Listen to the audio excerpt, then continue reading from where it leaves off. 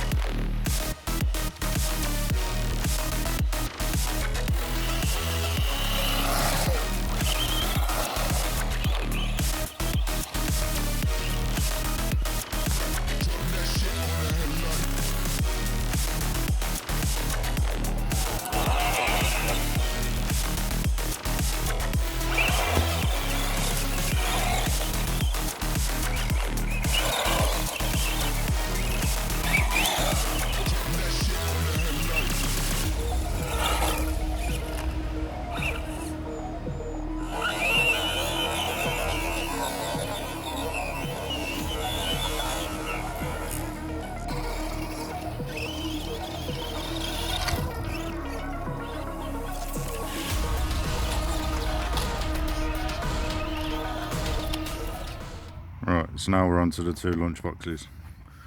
We've got Poppy's lunchbox, standard suspension, and the Lunchbox Evo Bod's a different edition.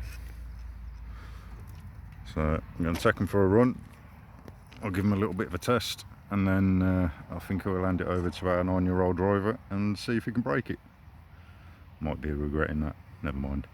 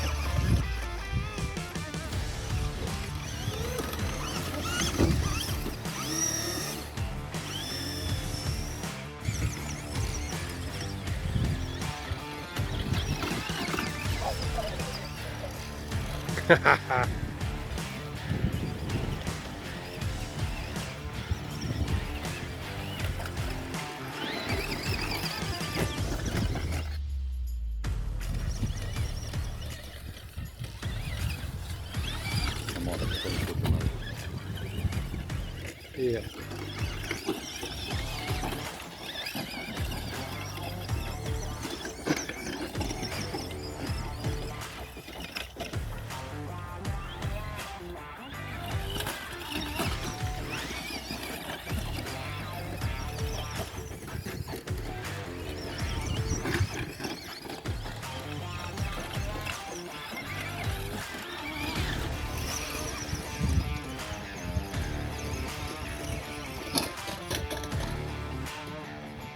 So they both survived for now.